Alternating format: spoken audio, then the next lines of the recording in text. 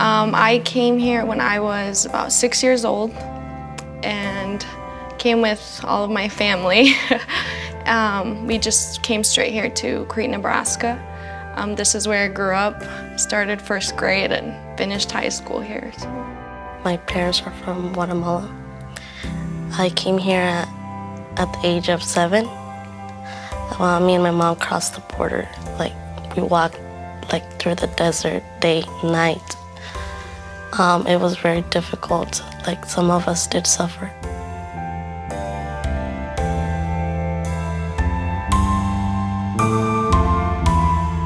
They think it's, we choose to leave our family, our homes, and everything to come here.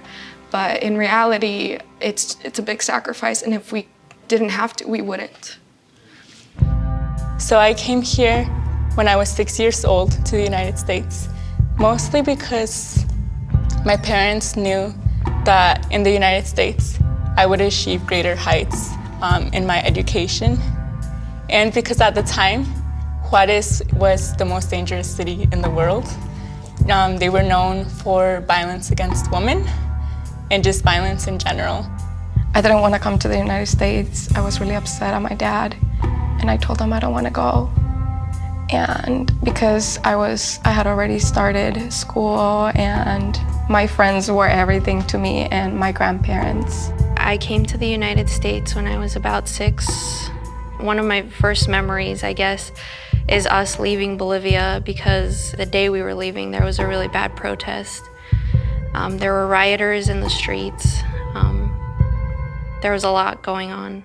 I'm really interested in DACA and in the welfare of the Dreamers because for a couple of reasons. One, I really believe in the United States and the Statue of Liberty and saying that, give me you're poor, you're tired, you're hungry, and come to us and we will try to help you. I didn't find out I was undocumented until I was in middle school. It was a big shock because I felt normal, I felt like everybody around me. My parents wanted me to have as normal, I guess, quote unquote, whatever that means, a lifestyle as possible. So they never told me until it was time for applying for schools. And then I asked them hey, they're asking me for my social security number so I can, and I was like, I've never heard of that number. That's so weird, Mom, how come? I think maybe we've all had that at one point, maybe not, I don't know. But I was like, that's so weird, I've never heard of what's a social security number? And my parents were like, instead of having the talk, this was the talk for us. I remember my mom would always, she never actually told me hey, you were undocumented. She said, just don't mention it. Say that you're from Texas. And I was like, okay, that's where I'm from. After a while, when I started noticing my friends wanted to save up money for their car when they were 15, 16, they're like, oh, I want a car. I'm gonna start working when I'm 16. And then I was like, oh, I wanna do the same thing. But then my mom was like, no, you can't. No, you can't. She would make up excuses. She'd be like, oh, it's because I want you to finish school. And so after a while, I was like, Mom, I'm serious. I want a job. I want to work. And she was like, I'm sorry, you can't. And I was like, what do you mean I can't? She's like, you don't have papers here. And I was like, well, that's easy. I'll just look online, how to get papers. But it wasn't really easy. I was like, oh, it's asking me for this. What is it? She's like, you don't have that. And I'm like, well, why don't I? It's like, well, because you weren't born here. I'm like, well, I'm from Texas. Do you need something from Texas? And she was like, no. She was like, you were born in Mexico. I'm sure your parents, when they had you, even though you're an American citizen, they're like, I want him to be better than me. And that's what my parents brought me here. They always told me when I was growing up, because I knew from a young age that I didn't have papers, because I was pretty much raised in York, Nebraska, a very white town. I'd say the population's average from 7,000 to 8,000 from the time I was there. And when we moved there, it was probably my family, and I'd probably say 3 to 5 other Latino families or even minorities, Asian families. I never felt like an outsider. The community was always very open. They accepted me, right off the bat, because I came there and I started kindergarten. Then my parents were more involved. They brought Mexican food. They brought sopes, enchiladas, tacos, whatever, to different school events, and they loved it.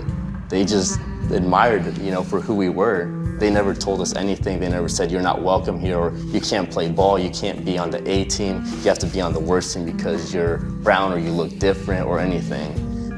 So from that perspective, I feel very blessed. I've also never felt any sort of discrimination anywhere that I've gone. I've always been treated very fairly, I feel like.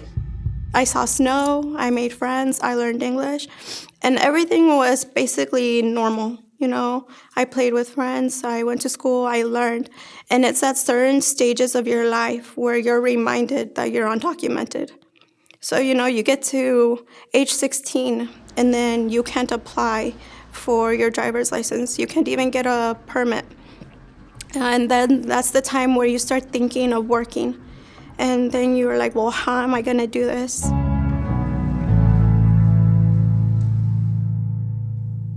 I'm a child of immigrants, but I'm also the university's, I would argue, lead activist on behalf of DACA students. Been responsible for helping to create a scholarship program for Dreamers here on campus, and we now have 50 Dreamers on full academic scholarships here at the university. So my number one priority is to make sure that they are secure and that they can continue their programs of study to completion. We don't ask students for Social Security numbers unless they need federal financial aid, student loans. And these students can't apply for student loans, so we don't need a Social Security number for them. A lot of scholarships required U.S. citizenship, and I asked my parents what my information was, and that's when they broke it to me. And I feel like when I first started college, it hadn't hit me yet, just because I don't think that my life had been any different. I had gone to school, I had participated in orchestra and track, just like anyone else. But College of St. Mary actually has a scholarship that's specifically for students who are undocumented, who can't qualify for federal aid. Omaha Public Schools offers the Career Ladder program, which takes paras to become teachers. So I applied for it, I got into it, and so through Concordia University, I will be getting my bachelor's degree in elementary education with an endorsement in special ed in May of 2018. I am a special education paraprofessional, so I feel like they teach me more than I teach them most days. I work with kids with autism. I work with kids who have a learning disability, an intellectual disability, who are ADHD. And every day they teach me about patience, about love, and about the joy of learning. They're not up on Facebook. Facebook's not cool. They're not up on Snapchat until, 4 a.m. They're not texting their boyfriend or girlfriends. These are students who will do anything that they can to get ahead. Anything that they can to take care of their family, anything that they can to take care of those in their community. Currently, I'm 22 years old and I'm working as a digital analyst. And I'm also working on personal projects such as writing. And I plan to go back to grad school soon. I graduated in 2010 with a paralegal bachelor's degree. And at the time, I didn't have a social again. So then, it's like, okay, what do I do now? So I started my own company, and I started a translations company. So then I started translating documents, legal documents, and documents for other law firms. My advice for the students that we have here, the 34 of them, I meet with them routinely, and I say, stay in school. That's my advice. Stay in school, stay the course, get your degree. No one can ever take your education away from you, and it will pay you dividends later. Regardless of my future or, I guess, whatever the government said or did, I was gonna be successful. There was no one that was gonna take away my education from me. And that's the one thing that I always, whenever I do feel that situation where oh man, this sucks or the situation sucks, it's no, it's I have this, what I feel phenomenal education, all these gifts that I feel have been awarded to me that I've worked for that no one can take from me. You have young people who have spent their entire lives being educated in Nebraska public schools at the elementary level, at the middle school level, at the high school level, and they want to continue their education in state. Why not allow them to do that? And then once they graduate from that university, from that college, they want to stay in state and invest in their communities more. Why would you ever want to kick them out?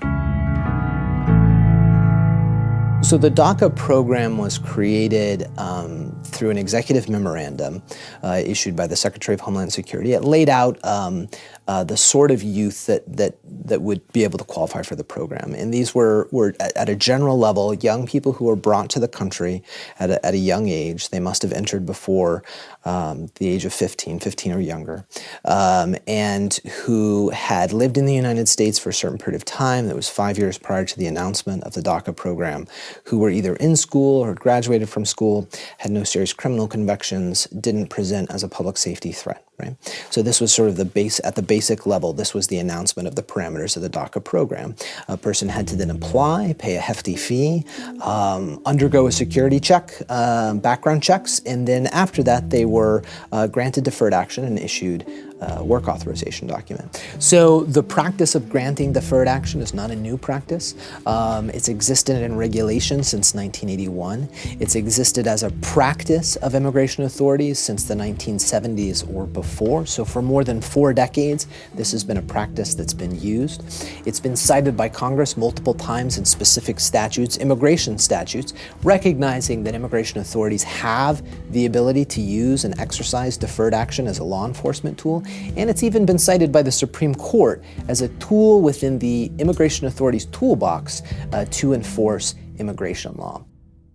Here's the process. You send everything in. Hopefully everything's good. Your money, the $495 or whatever, every 2 years. Then you're going to go get your biometrics taken. I think that was the point where my mom was like the most scared, because she's like, "Where are you going?"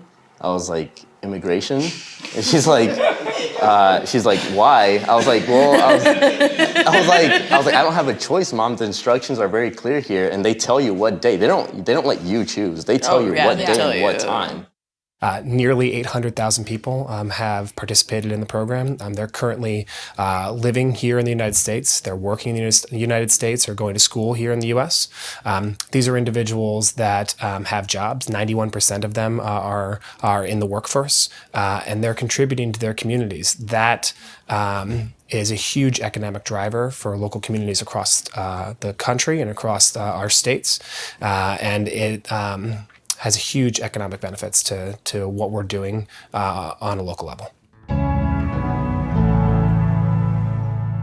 So when DACA passed, it was very liberating. It was like breaking the chains, and chains that I'd built for myself because of what society had made me feel. Like I was a criminal, like I was a leech of the system, like I was a parasite and unwanted. So I constructed these bars for myself that really kept me down. So when DACA passed, I was able to kind of break from that, break from what society was telling me I should be and owning who I wanted to be. I remember the day. It was like a sweaty summer afternoon. I had like come home from playing basketball at my elementary school, my old elementary school. I was like 17 at the time. I got home. I was like out of breath, exhausted, walking home, you know. And I went up the stairs and opened my door. And then my dad like was on his couch. And usually he's on his couch. He's on the couch. And he just lays there. And he says like, "Hey," like he barely looks at you, and he'll look back at the TV or something, right? If the TV's on. But instead, he had like got up and came to me and was like. I could see like his eyes were a little watery, and I was like, "What's going on?" You know? And he said, "You know, it's here. You know, we waited for this long, and we didn't know. All we could do was hope. You know, we were in darkness for so long, but somehow like this light came. Somehow something has saved us, and something came out of the woodwork, and someone like is like rescuing us." And then I was like, "What are you talking about?" He said, and then he just started explaining like they passed this law, and like it's gonna let you get a driver's license, it's gonna let you get a social security number, it's gonna let us take you to school.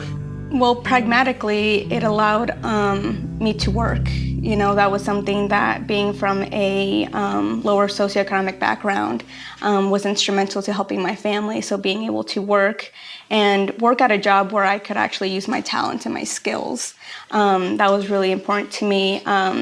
In Nebraska, we weren't able to drive right away, even though DACA recipients around the country could.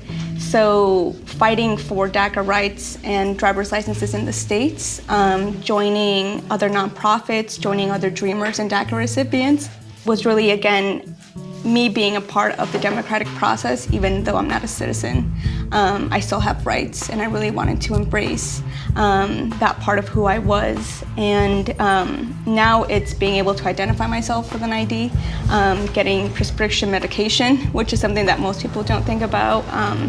It means opening up a bank account, you know, going to, if I want to go out with friends, you know, I'm 27. It means going out with friends with an ID that people won't look at twice. Well, the most important thing for me is going to college. So it finally provided me like a path to go to college and find a good career. Like in 2016, when they announced that we would finally be getting professional licenses, I cried because that was a big deal. And I think that's the biggest accomplishment for us. Nebraska is remarkable for two reasons. We passed legislation to finally give all our DACA students driver's license. We were the last state in the country to do that. But we were the second state in the country the following year to pass legislation to provide all of them with professional licenses. 126 different categories, I think, of professional licenses. That was a signal that the state legislature, which is ostensibly nonpartisan, sent to the public that we want our DACA students to stay here. We want them to have opportunities to become hairdressers, plumbers, nurses, doctors, attorneys, accountants, engineers, so on and so forth. When I came out of the shadows and I began to get involved with local nonprofit agencies, I began to see the power behind the legislature. And in Nebraska, we have a unicameral, so that really makes it a unique process to be able to testify. I testified 3 times in the past 3 or 4 years for DACA recipients. So being a part of that and seeing the legal aspect behind it, studying immigration law and knowing how laws can and do dictate life, has really impulsed me to become a lawyer. I knew I wanted to help kids in some way. You know, I think I had a lot of people help me get to where I am. You were first. And I feel like the best way to say thank you to them is to turn around and do the same. You know, I think I'm a big believer in that. When you get to walk through that door, that you don't just let it close behind you, that you leave it open and let help other people get through. And so I didn't know I wanted to be a school counselor. I didn't even know what a school counselor did. I thought they just check your credits and then you know, all right, see ya.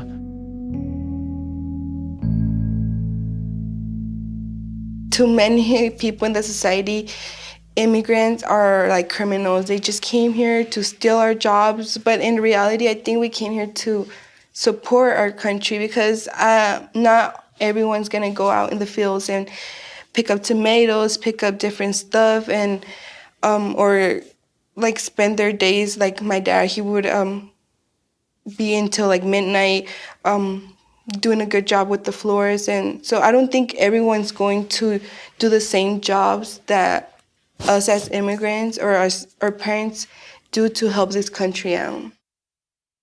Oh, my dad, he has done a lot. So for pretty much almost all of my life, he has had at least 3 jobs. It's up until now that he's kind of slowed down. He has 2 jobs now, but he's pretty much worked in restaurants almost always. He started off as a dishwasher, and then he kind of went his way up.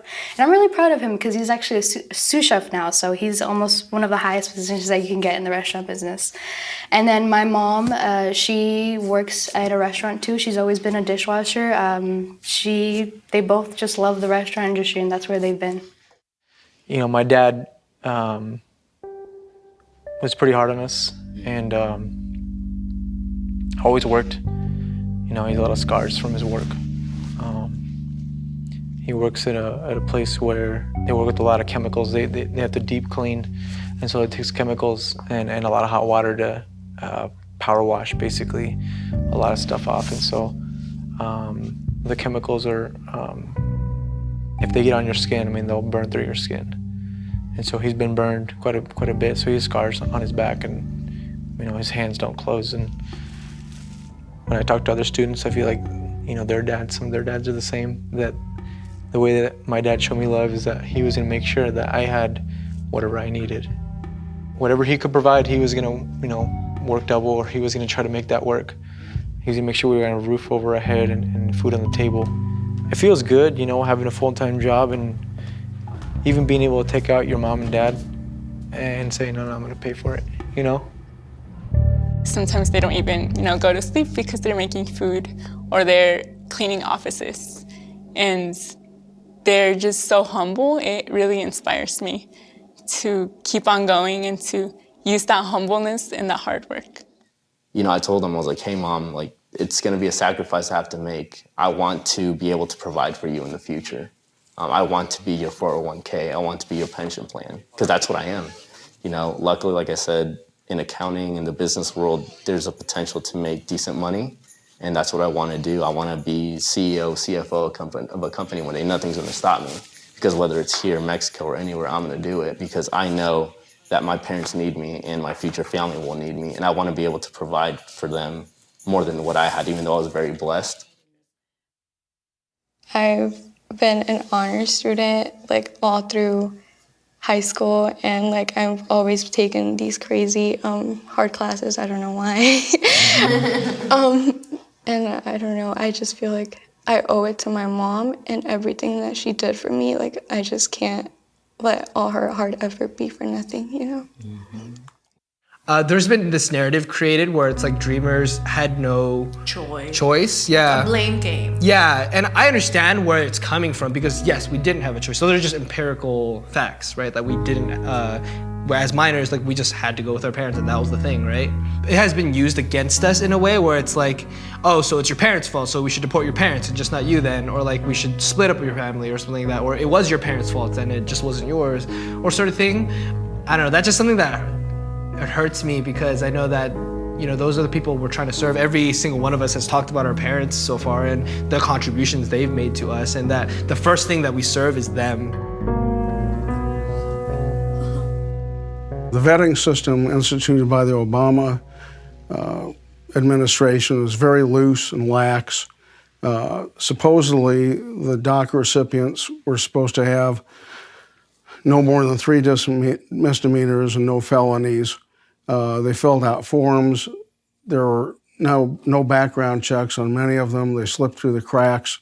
So the DACA program, therefore, was awarded to some illegal aliens who did have criminal backgrounds, ranging from murder to identification theft, Social Security fraud, and they're still residing in this country illegally. Do you have any proof of that?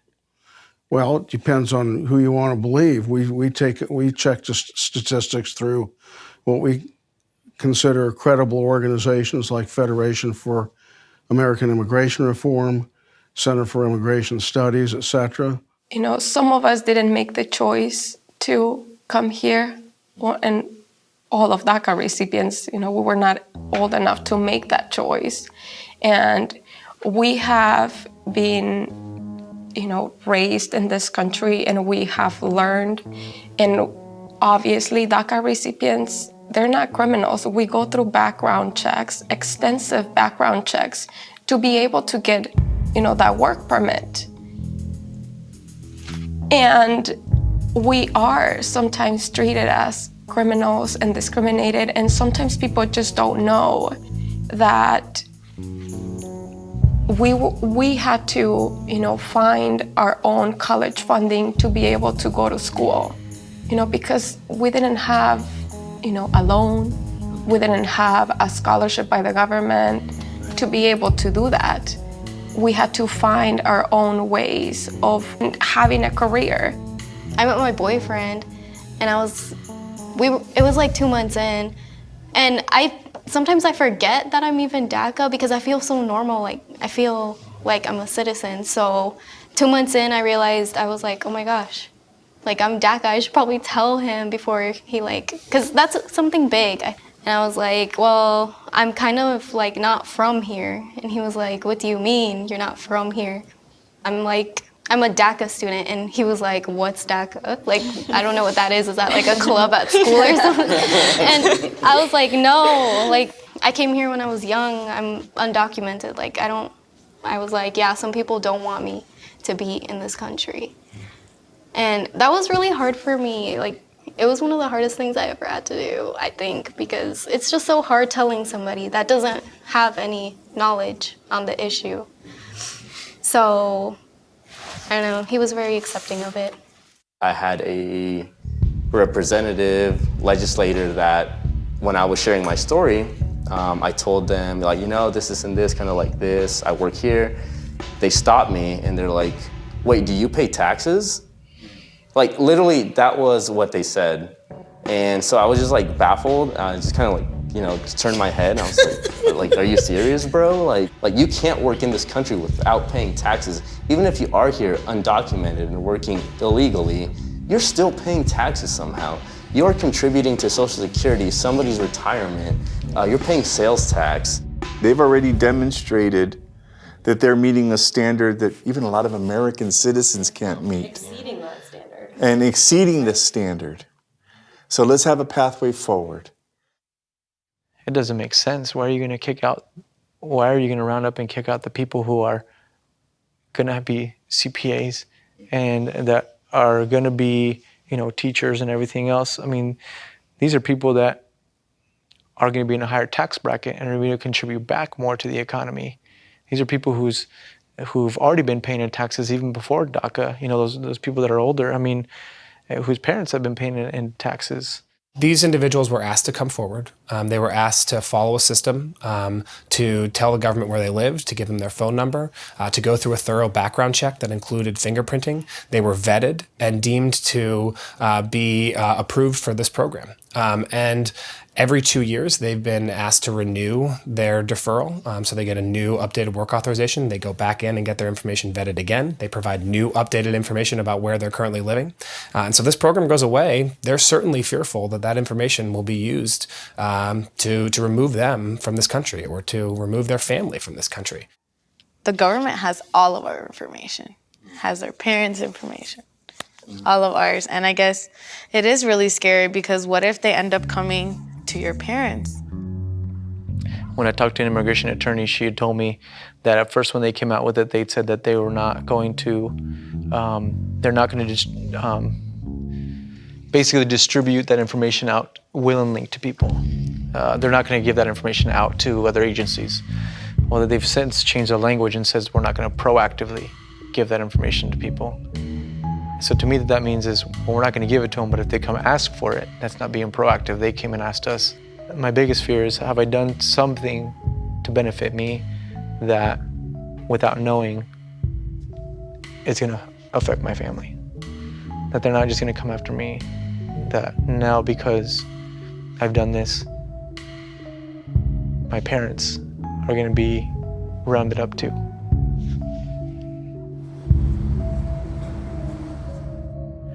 Well, so there are about 3,400 DACA recipients in Nebraska today who are contributing to the state. And if they were kicked out of the workforce, then the state would lose about $150 million annually in gross domestic product that's generated from their labor. So these are young people, again, who are working. They are doctors, they are lawyers, they are teachers, they are nurses.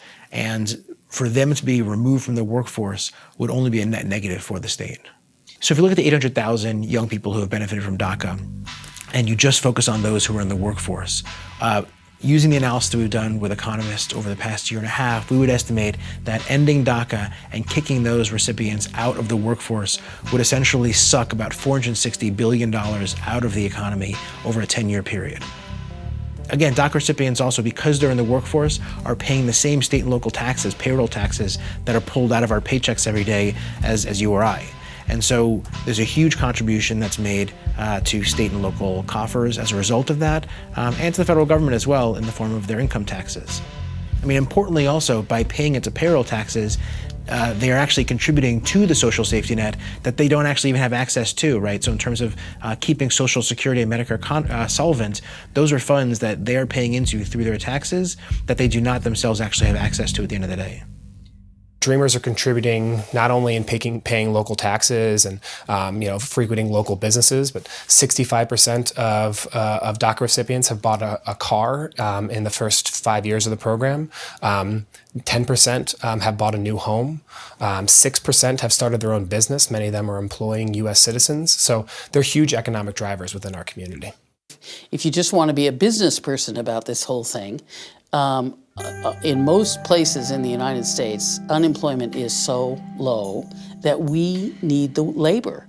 So you look at most of the things that are being done, especially in the service economy in the United States, and they are being done by new immigrants.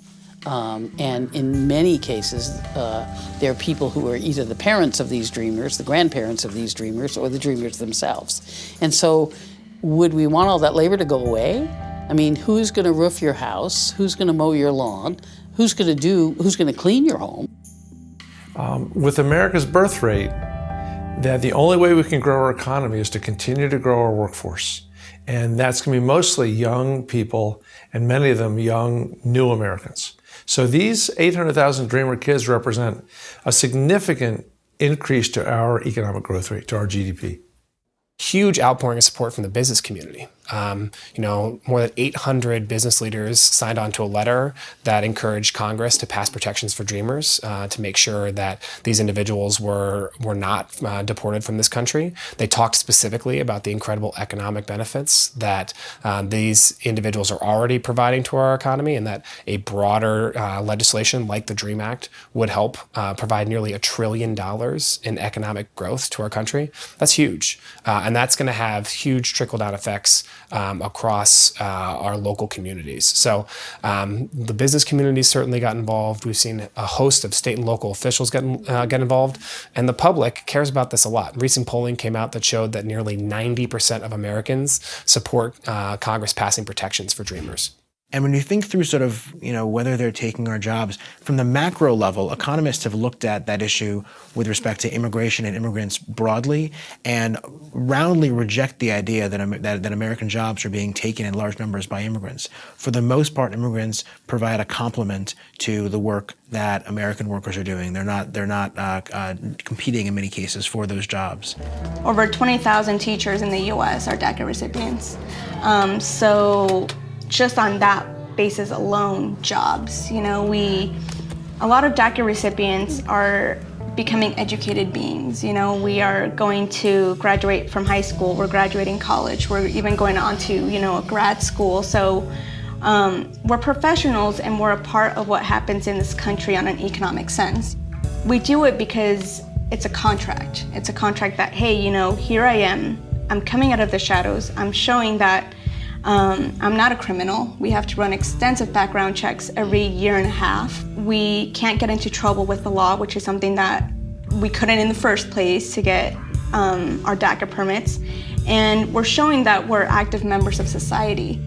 Why would we turn this wealth of educated young people away when our median age is creeping up as those of us who are United States citizens? Why wouldn't we want this renewal of youth in our country, And it doesn't make any sense. Like I said, it doesn't make any sense business-wise. Why don't we want this labor coming in?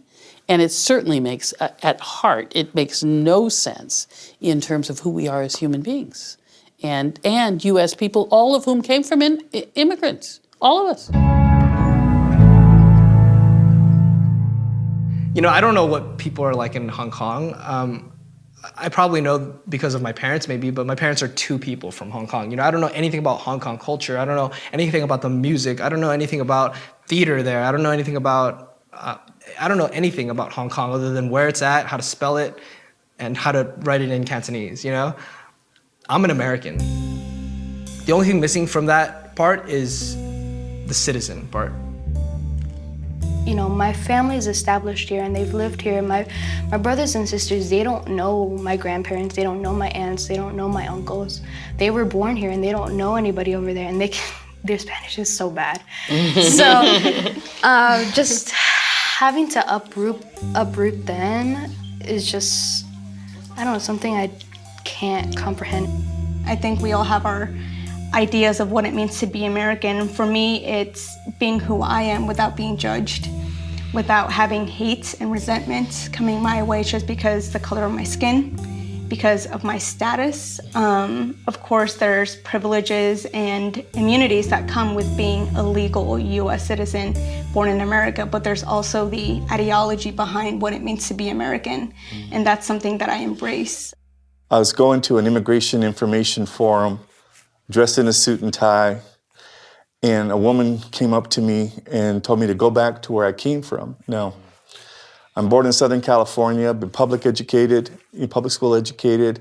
I'm a veteran. I've been selected and paid by the state of Nebraska to teach democracy. So I had to ask myself the question, what is it going to take for me to be an American? What else do I have to do to be an American and have not somebody literally hit me over the head with a sign and tell me to go back to where I came from? Growing up here, having all your friends, your family here together, and I don't know anything other than this. I just wish they could understand the fear we feel. And it almost seems unfair because I feel like I've done everything right. I've gone to school, I've gotten a job, I've paid my taxes, I've, helped others. And it's almost like a slap in the face to not be able to call myself an American. As the whitest guy at the table, I feel like I was born with a lot of privileges and that I never knew what those privileges were until I started working at Lutheran Family Services. So I could qualify or go to college or any of these rights that I took for granted. I didn't even know how many rights I had until I saw people without those rights that needed assistance to obtain those. What defines a person is their character, what's on the inside, and what this country was founded on is working hard, and all those other things that come with it. The freedom of speech, wanting the best for your family and for your community. I mean, that's what we're here to do. Specifically, since I studied business, what I want to do as an American is to help other, maybe uneducated folks who couldn't have that education be aware of business opportunities they have so that they can grow in jobs, so that they can grow in net worth. Because my parents have actually been attending some micro business classes since they're hopeful entrepreneurs. And that's really opened my eyes to what it means to be an American. To help people in my community to achieve my dreams and be able to stay in the United States, obviously, with my family, who are all citizens and residents, except myself. Yeah, so ever since kindergarten, I guess I've just been embedded with the American dream. I never really thought I had these limitations. I would go, we had career day, which is awesome, where every year I dress up as something different. I want to be a rock star someday, Mom. No, I'm kidding. I want to be a hairstylist. And I'm no, I want to be an actress and win an Oscar. So I always had these crazy dreams. My mom would just laugh, be like, oh, Liz, you're so creative. And I didn't want to pick a fence. I didn't want a 2-story house or a dog or a wife or a kid, 2.5 kids. I didn't want any of that. I just wanted to live my American dream, which was to be free, to be liberated of earthly chains that are you can't do X, Y, and Z because you don't have a paper. It's just so interesting that differing an American dream is for some people it's success and a 6-figure salary and financial freedom, whereas for us it's I want to be able to walk down the street and not be scared. I want to be able to go to an institution and not be discriminated against and sort of thing. So that idea just really hit me. As much as I want to convey my humanity, my compassion, the fact that I'm a human being and not illegal, contradicts with what is actually happening in the legal narrative, which is something that people constantly are debating. You know, should they be citizens? Should they be granted a pathway to citizenship at some point? Should they be deported? You know, and for me, being a dreamer has really changed. I used to, when I was growing up, 6, 7 years old, and beginning to realize what was happening, I always hoped and dreamed that someone would come and be my savior. And as I've gotten older and as I've gotten wiser, I realized that I don't have to wait for anyone. I can be the person to fight for myself and to begin to fight for others. You have these good dreams, or these kind of like great thoughts, or these great hopes for what the future is going to hold, and we're all kind of dreaming for, is something that's permanent, not this temporary thing, which has been a blessing. I mean, I wouldn't be here in this position if it wasn't for DACA, but it's not a fix. Every morning, instead of, maybe getting sad, not knowing where your future is, you wake up and you make yourself have a smile on your face. You make an impact on everyone's life, just so that America can see that we dreamers, we have a lot within us, and we really want to shape our surroundings like that. It's not like being a dreamer just instantly affords me this otherworldly strength that I conjure from some like weird, force. There's nothing like that. Being a dreamer is also being weak, being hurt, being part of this group that has no agency, being part of this group that often our voices aren't heard or devalued. My dream is that we're just looked at as human beings.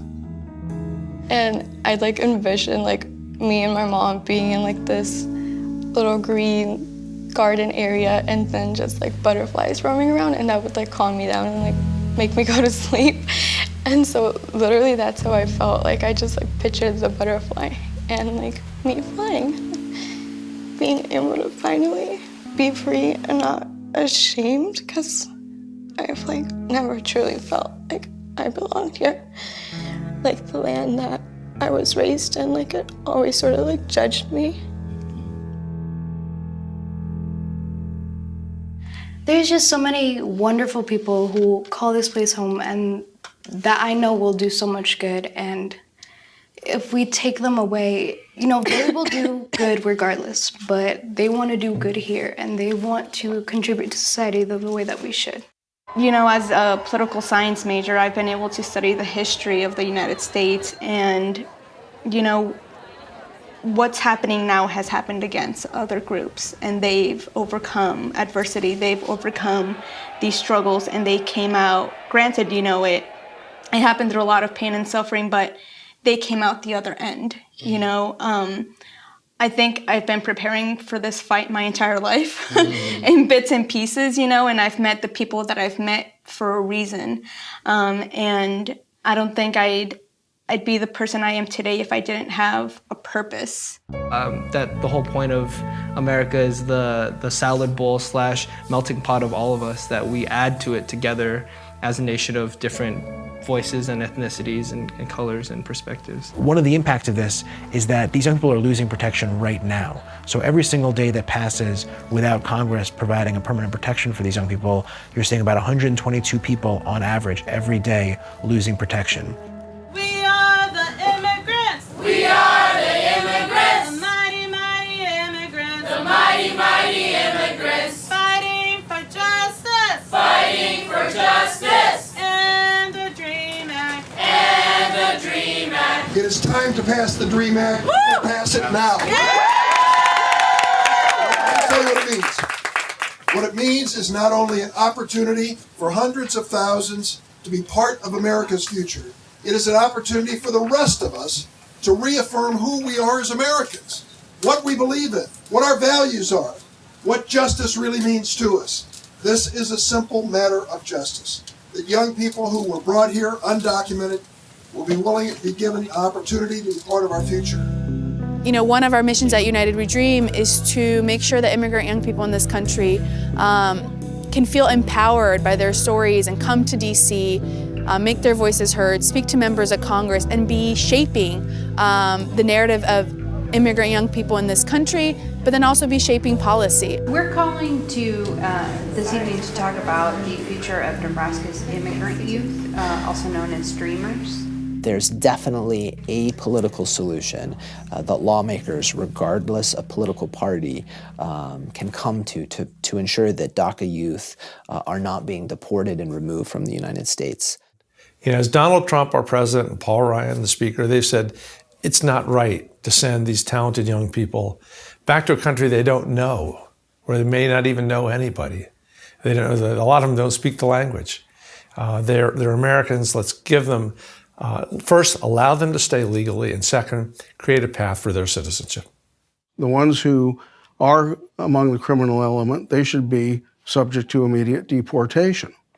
And then you delineate the others if they are eligible. If you say there's some who know English, they're good citizens, they haven't broken the law, they're self-sufficient, they contribute to the community, fine, let them get in under the RAISE Act. My position is that we need to find a permanent solution for our DACA youth so they never have to worry about being deported for a law-abiding DACA. But we have to also do it with improvements at our border security and fix our visa system. So we need to do both. I do support the DACA program. These are youths that arrived in our country as children, no fault of their own, and they provide a real value to our community. Many of them only know Nebraska or Omaha as their home, whether it be in education, employment, service. They really provide an important value to our community. I do also support a pathway to legal status. I believe children of undocumented workers that came into our country as minors should be given the tools that they need to become productive citizens, and we should do what we can to make sure that that becomes a reality. The day that the president canceled that, my mom and I were actually making tamales because we saw tamales, and we were sad for a little bit, but instead of getting depressed about it, we just prayed and kept on making more tamales because that's what defines us, just being hardworking and hoping that someone will notice and someone will see that we have a lot to offer to this country.